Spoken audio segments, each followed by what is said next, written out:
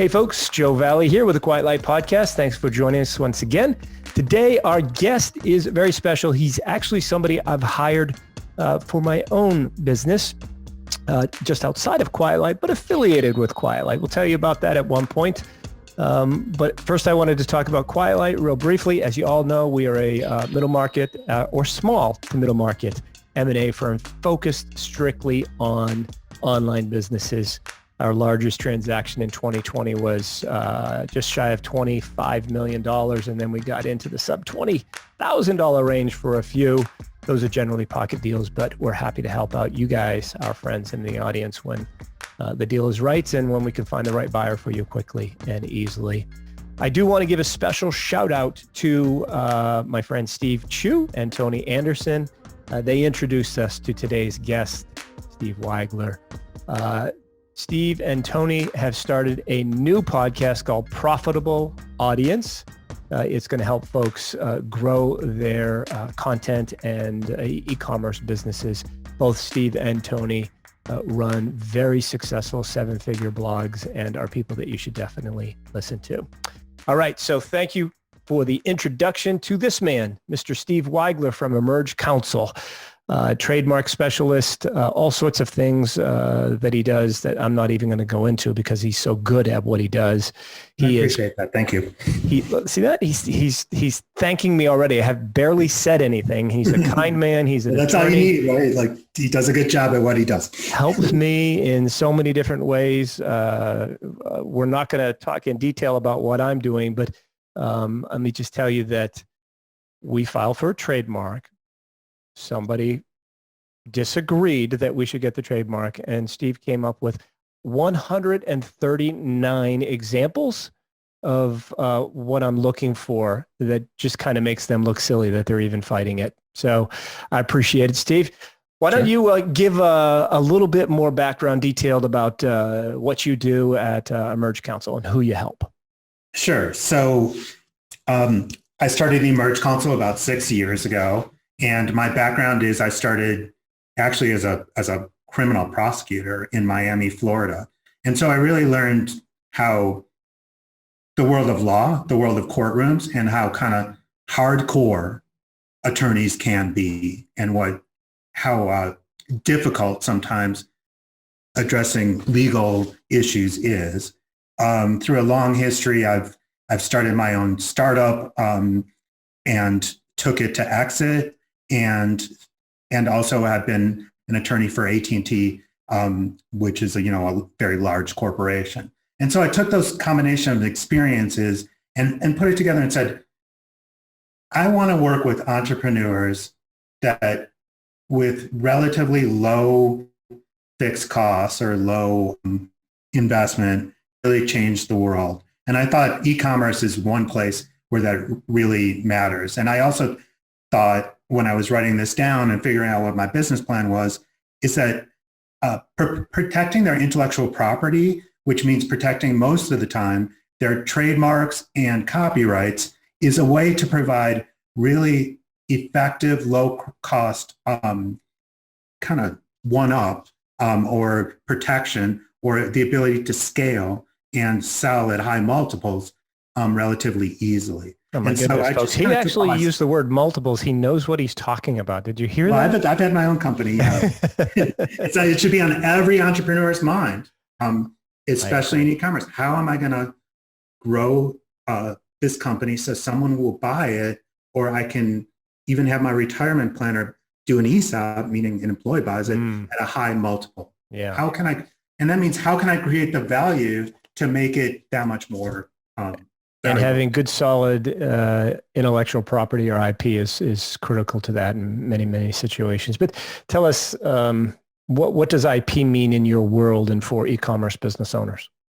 Sure. So the first thing we look at is what's the brand? How are you holding out your goods? Or usually in e-commerce, it's going to be goods or services in the case of you being a company. How are you holding that out? And how is the public going to be able to find that? And so that's called, we protect brand or an indicator of your company or your goods. We protect that through trademark or service mark protection. And a lot of times the kind of thing that goes along with that is product packaging is protected through something called trade dress protection. So you can have trade dress on the packaging itself. Is that what you're saying? yes, Okay. for sure, or the product itself. So I'll Product give you. stuff. Okay. Not Talk to us jump about why it's important in this world that we live in with, 50% of all product purchases being through Amazon. Anybody that's got a physical product business that's in the audience or hopes to buy one is probably going to be selling on Amazon. Why is a trademark and IP in general important if you're an Amazon seller? Well, the law is that you have exclusivity to sell that good or service under that brand if you get it protected at the United States Patent and Trademark Office. If you get it protected, that brand. Yeah. So it happens all the time that people are trying to knock each other off on Amazon. Is it they just tweak the look and feel of the product and the content of the description? Can they sell something extremely similar as long as they're not infringing on the trademark itself? Well, the answer is it depends. Yes, probably. Like I'm a lawyer. So the business, when I had my own business, that certainty went out the window. Now that I'm an attorney, everything's couched. But the idea is that you want to build brand distinction. And so how the trademark office works or how, and this is international. This doesn't matter about if it's the United States Patent and Trademark Office or it's Canada or China. There's kind of a rule that when you start something and you start out with like a generic name for a product, like Steve's hats. Well, it's not. It really gets just a little bit of protection. But if Steve's hats becomes like Louis Vuitton as far as bags, because that's really someone's name, right? I think at some point Louis Vuitton was a person. I think he's still around. But anyway, the point is he's a designer. At the point where now you think Louis Vuitton, you're thinking a whole brand and a whole brand experience. When you're thinking Steve's hats, you're thinking who's Steve and what's so special about these hats. So the Steve's hats gets very little protection, and Louis Vuitton over the years acquires a lot of protection. So when we're meeting with clients, yes, you get basic trademark protection most of the time, but we're trying to figure out how to get this brand on steroids and get it the maximum amount of protection at the minimum amount of price. Gotcha.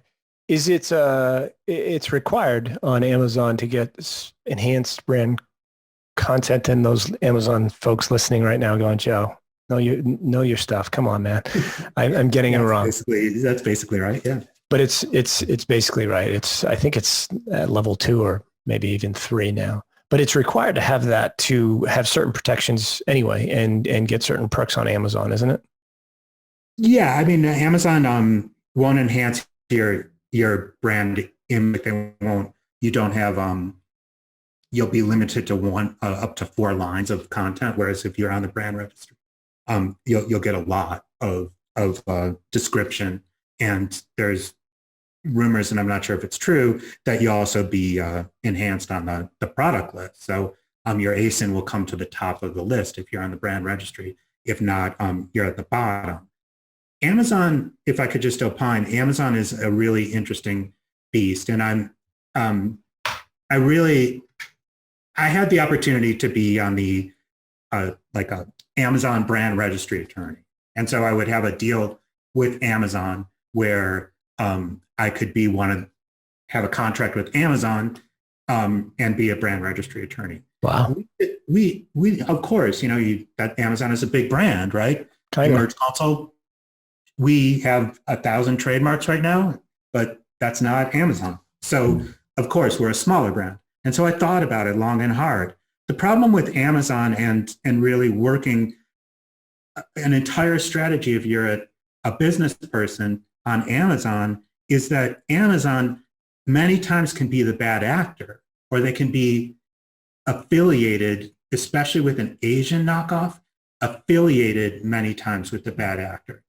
So I encourage you, your listeners, when you're thinking about an IP strategy and when you're thinking about a business strategy in general, of course you need Amazon. If you're an e-commerce company, you can't get around Amazon. You don't want to. That's a really good way to get entry to the marketplace. But you really should be looking broader on your strategies so you can maximize the value of your company, which might be creating your own Shopify site, putting your own resources into your third-party site, as opposed to hitching your horse unless on Amazon. Now, of course, if you're an arbitrager or you just have a niche and white label that you can do that effectively, that doesn't count. But I'm talking about for 90% of the Amazon sellers out there that are trying to create a brand. Tell me, I'm going to go right back to the Amazon affiliated with bad actors in China, for instance. In what way are they affiliated with them? Simply because they're allowing them to sell on the platform, or they much are? Worse. It's much more. It's interesting. The Wall Street Journal just reported it, and I actually got a call from the Wall Street Journal reporter looking for clients that have been affected by this. But Amazon's investing in Asian companies that can provide the goods and services much cheaper than the American providers. And they will at many times even finance them at very low cost or take equity into that as reported. I'm not part of those deals, but yeah. So, and I've seen these, some of these nefarious sellers they'll do everything and anything they can to take down your listings or your account, get it suspended by literally somebody went as far as creating entirely fake documents and submitting them to Amazon. And even though they were fake, Amazon still suspended every account except for theirs. Not Amazon's, the guy that was cheating. Suspended every account until those that got suspended could prove that they were fake. In this situation you're talking about, somebody doing that and Amazon being in partnership with them. And so your trademark or your IP in general is going to be critically important because you're fighting the people that just took you down as well, right? Right. I think Amazon is looking at it as the cheapest sources of goods right now are in China or Vietnam or an Asian country.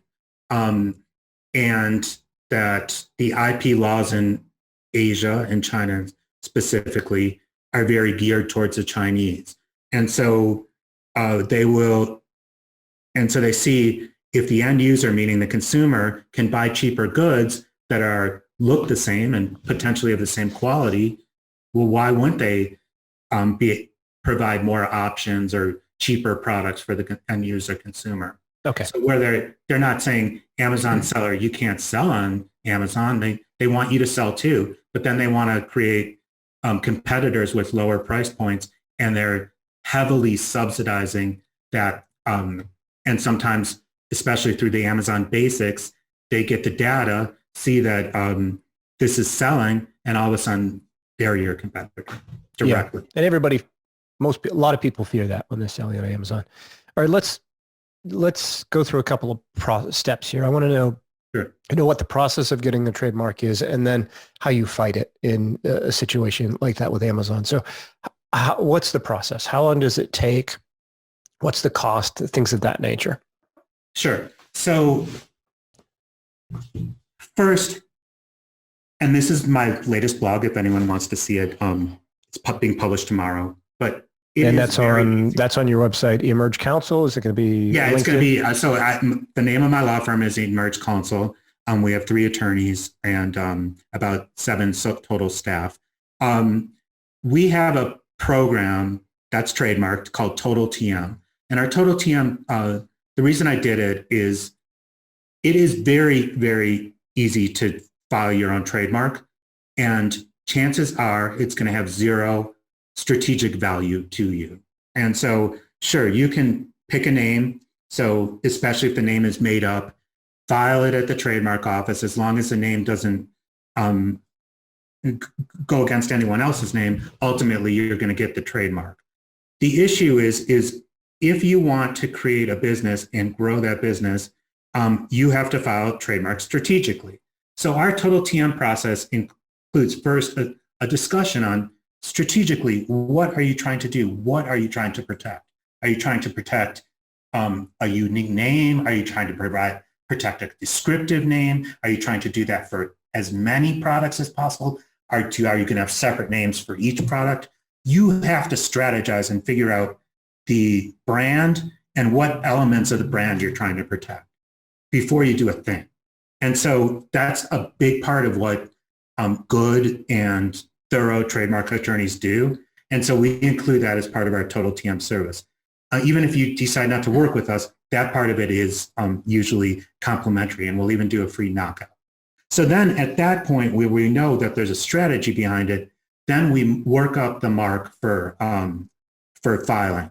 The first thing we do is we order an international search through a search algorithm company that looks at the mark and has a 99%, they advertise 99% likelihood of success in determining if this mark is going to be an issue for our clients moving on down the line. There's many times that the trademark office will okay the trademark, but other things outside the database that the trademark office has will cause issues for our trademark holder. For example, we've gotten a lot of trademarks through, and then subsequently issues come up that a third party thinks that it's infringing on them and will sue. And so the purpose of this search is to take care of all those issues, take a look at the entire landscape in the world, in common law, on the web, everything beforehand. And that's called a thorough search and opinion. Once we get that and we classify it, we want to maximize the goods or services in the application and also make sure that there's no issues. We'll provide a search opinion, then we'll submit it to the USPTO, and they will assign an examining attorney to look at the mark within 4 months of filing. After that, the mark is published, and the general public has a right to look at the mark. Sometimes there's issues, and we handle those issues for our clients. Then the USPTO has 9 weeks after it publishes to issue a trademark certificate. And so that's a general process. From beginning to end, when there's no issues and that 99% chance that you're going to get the trademark, beginning to end, we're talking about 6 months. Is that about right? I'd say closer to 9 months. Closer to 9 months?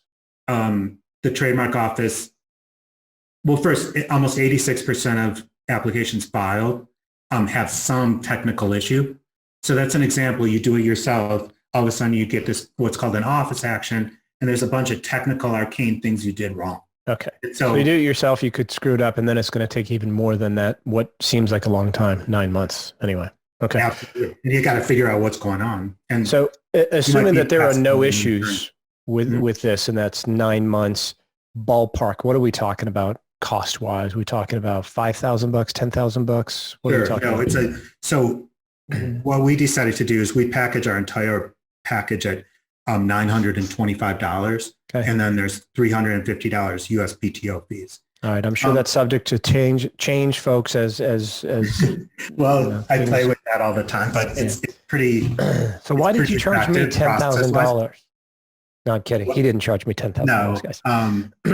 When things go wrong, though, when things go wrong like this, in our situation, somebody disputed it. And so there are going to be additional ongoing costs, and that's based upon the time that you put on above and beyond, right? Yes, we have that situation. Trademarks.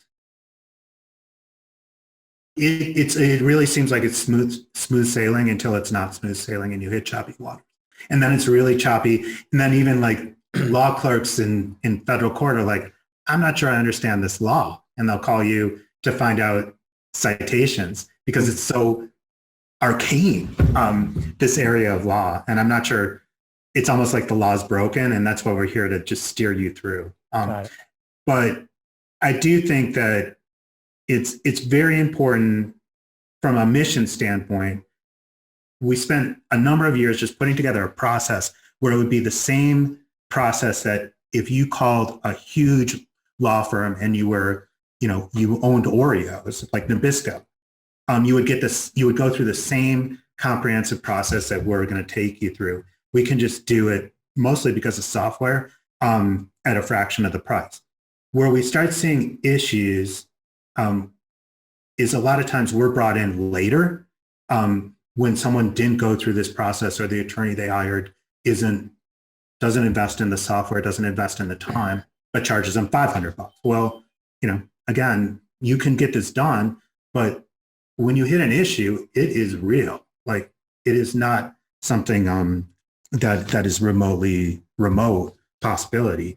You're talking about fighting in the marketplace. You're talking about your brand. And so a lot of times these fights are going to be really large. So we have to deal with it. Timing wise, there's probably people out there listening going, oh, wow, I'm ready to launch my product, but I have to wait 9 months for the trademark. What do you recommend to people in that situation? Sure. Well, thanks for bringing that up.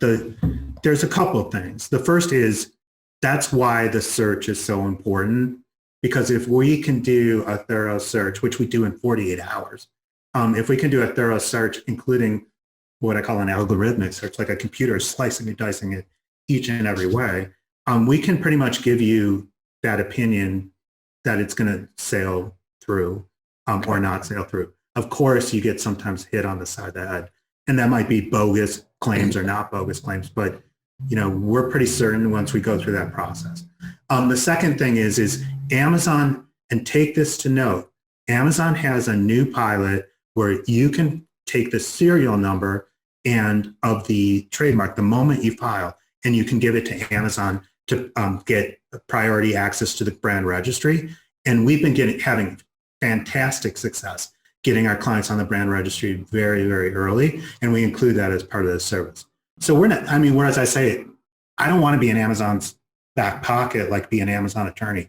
We're working with them all the time and studying the Amazon website in order to get our clients on the brand registry very quickly. The alternative is you can go to an Amazon attorney and probably speed up that process a little. Okay, let's talk about then, we've filed for the trademark, got the trademark. You've done your search to give me confidence that I'm going to get it, and I've gone ahead and launched my product, and I've launched it. 9 months later, I get the trademark, and that's good because now I'm 15 months into selling my particular brand and looking at an exit in another 12 to 24 months. But then I've got an infringer or somebody that's cheating, lying, and stealing to try to knock off my products there in China, and Amazon happens to be an investor in their manufacturing facility. Yeah. And now I've got to fight Amazon itself. How difficult is that when somebody's infringing on my trademark and they happen to be partners with Amazon? Is it still a matter of black and white US law, or is it a lot of gray in there? That's a good question. I mean, I think Amazon is so big that they don't necessarily, the departments aren't necessarily connected. Yeah. Amazon isn't huge on enforcement for Amazon sellers on their website. So one good thing would be to get on the brand registry, so at least they know you have a valid trademark. A lot of infringers are really crafty at how to infringe. And so, for example, it might be a bag. Let's just go back to the Louis Vuitton bag. It might be a bag that kind of looks like a Louis Vuitton bag, has the same features and functionalities, but certainly doesn't say Louis Vuitton, which would be a violation of trademark. So then it brings up a question. All right, you're starting out. You don't have you'd rather not spend it on legal fees. And I always understand that. But when we're looking at, and this goes back to the strategy, when we're looking at the product, when we're looking at the brand, when we're looking kind of at the business plan, that's what I would like to see from a lot of my clients. Like, what's your strategy? Is it, I don't care if I sell 5 units this year, 10 units next year, I have a day job, or is this, I'm in it to win it, and I want to exit in 5 years, and I want to exit at a 10 times revenue multiple. I want to know that, because if 10 times, I just want to say I want to exit at 10 times revenue multiple as well. So is that too high? I'm used to a lot of software too. No, so I'm all in. Anybody wants to work with me 10 times, let's do it. 10 times EBITDA. Anyway, the point is you want to exit at a multiple, not just last year's sales. That's right. Sure. So I really want to find out that, and then we're going to take a look at, all right, what's the product look like? Is there a copyright?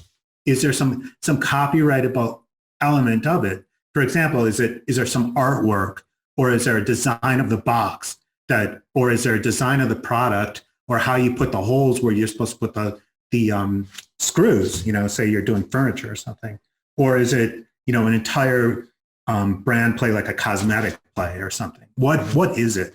Then we're going to take like called copyright, which protecting original works of art, but you can protect all of that in one or many copyright applications. So we're going to take little relatively cheap tools and kind of add them all together to create the maximum amount of IP value. But the second thing is, you brought up in China, we should, and we do this all the time, is if we know that that you're going to source from China, that the client's going to source from China, we're going to also get the copyright and trademark sometimes in China. It's much easier to police knockoffs in China, believe it or not, than it is in the United States.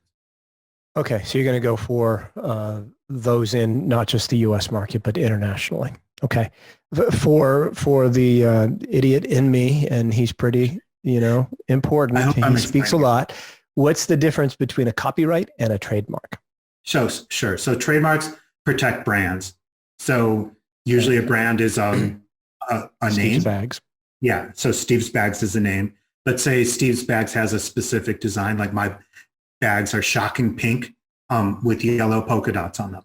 So that would be my brand. Not only my brand, maybe, because it would be, that's, you would be able to tell that's a Steve's bag, that's a brand, but it's also some original artwork that I put together on the bag. And I can copyright the artwork and also protect the brand. A slogan might be copyright as well, right? If somebody comes it can be, because think about it, a book is copyrighted, and so can a poem be, so can a tagline be, but also a tagline can be a brand, it can be a trademark.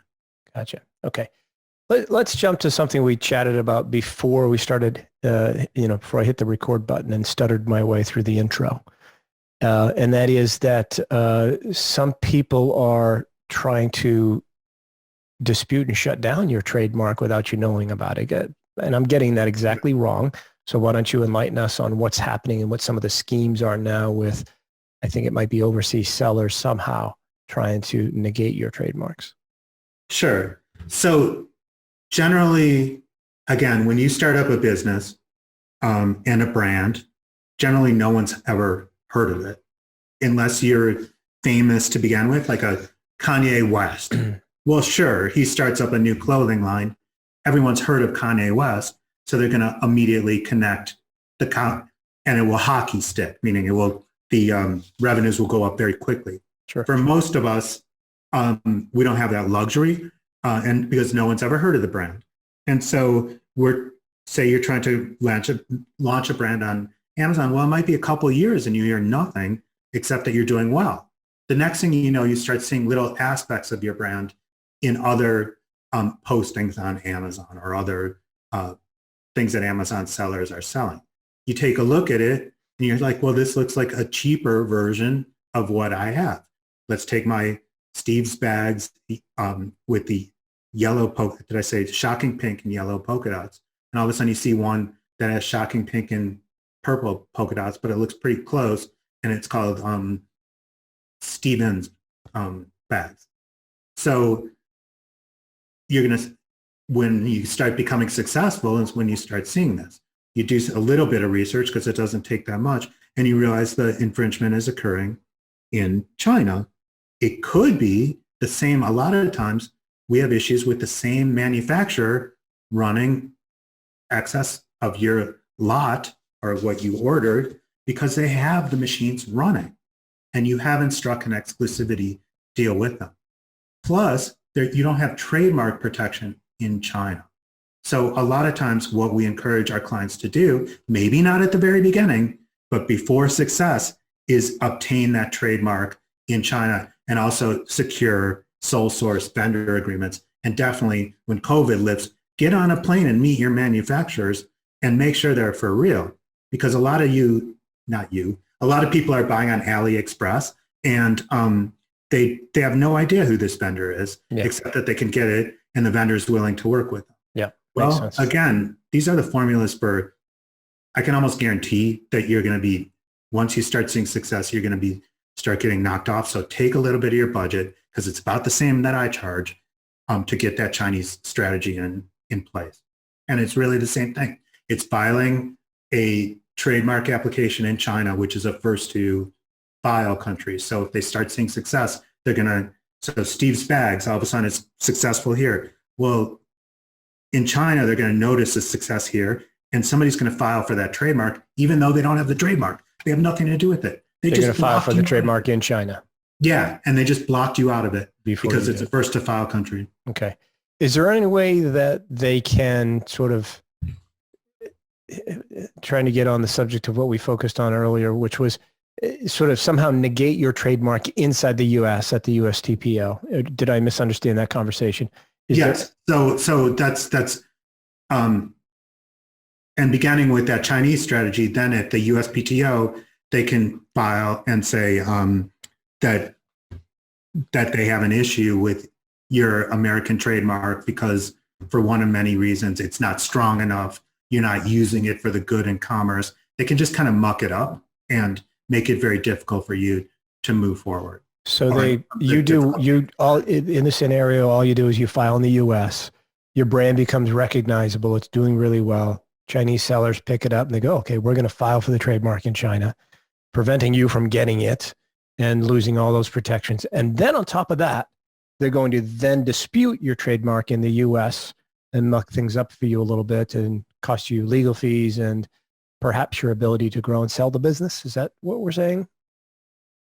I'm saying if they were aggressive, it can happen. And that was what I was doing all morning, is a situation where we do have a trademark. We do have copyright.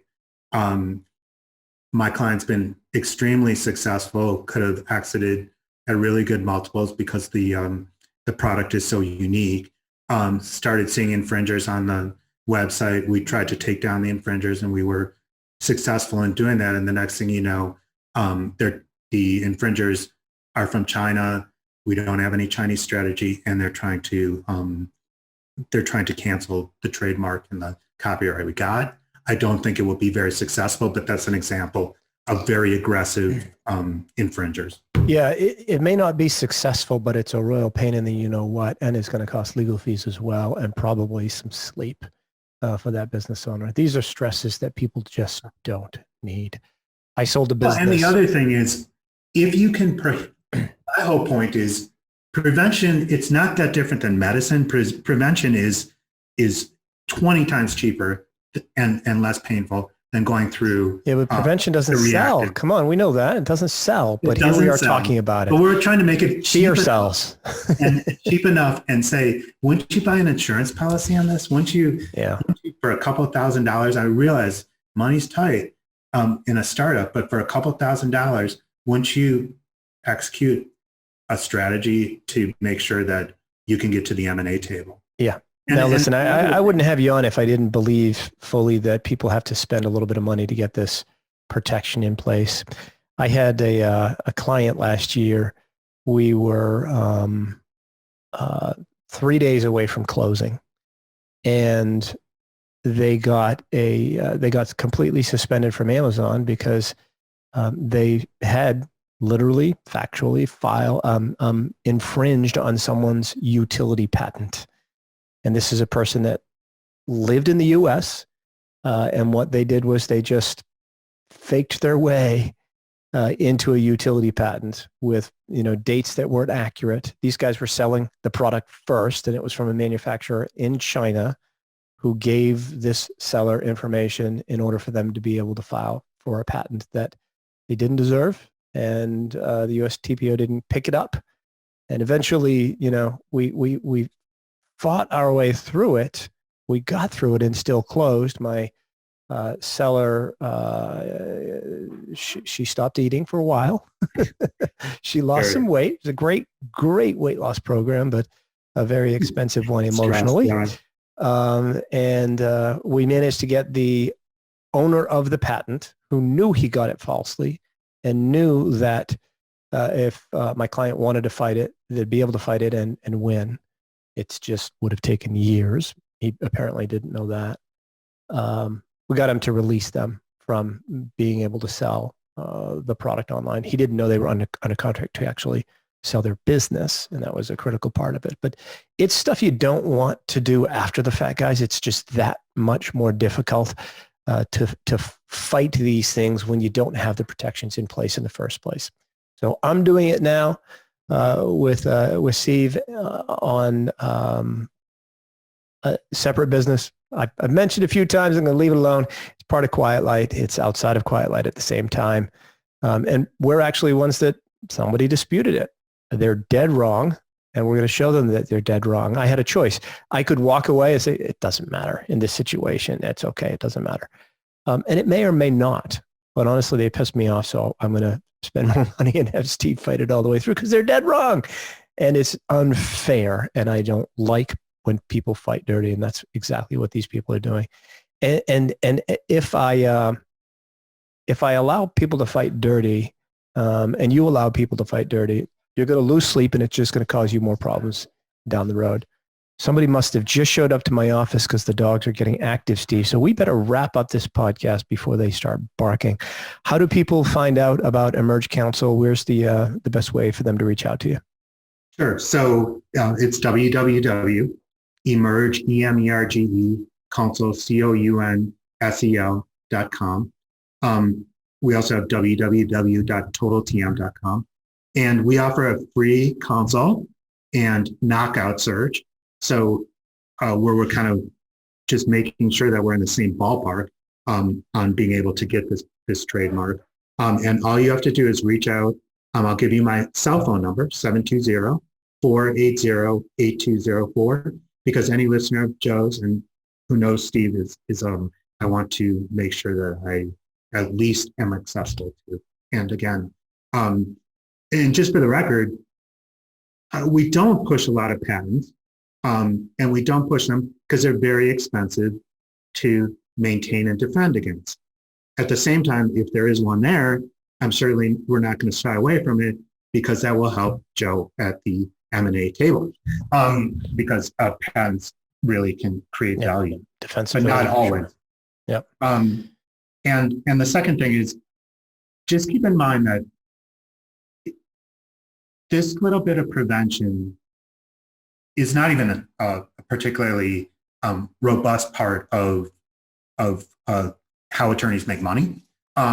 They make money through the disputes, because I'm working on a dispute right now that is going to at least take me 70 hours this week.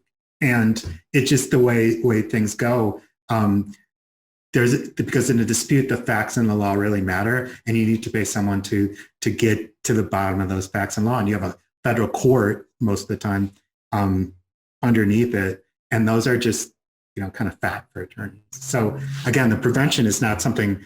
It's not like a pitch or anything. It's just like what I hope you guys think about, because the other side is really nasty, and it happens when you guys are successful. No, it's never a pitch. Never a pitch on the Quiet Light podcast.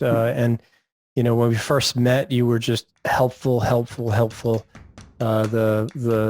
homepage of your website says strategic, empathetic IP and business counsel, and that's exactly what it is, folks. If you need any help with any IP at all, I'd urge you to reach out to Steve at EmergeCounsel.com. I have his cell phone number, but I didn't write it down when he gave it. I'm amazed that he gave out his cell phone number. Everybody call him at midnight on March 1st. I'm Mountain Time. And he might be turning his phone off from now on. No, anyone can call me anytime. I mean, you're my clients, and friends. So whatever. It's all good. I like it. This is small business attorney right here. Not fearful, I'm just really, truly helping first, I guess. Steve, thanks for coming on the Quiet Light podcast. I greatly appreciate it. Good to see you. And that's a wrap. Thanks again, folks, for listening to the Quiet Light podcast. Greatly appreciate it. Help us out. This is the year where we're going to keep asking for reviews. We want to see them jump up every single week. Please go to your favorite podcast app and give us a review. Help us out. We want to grow the business and help more people. Much appreciated. We'll talk to you all next week.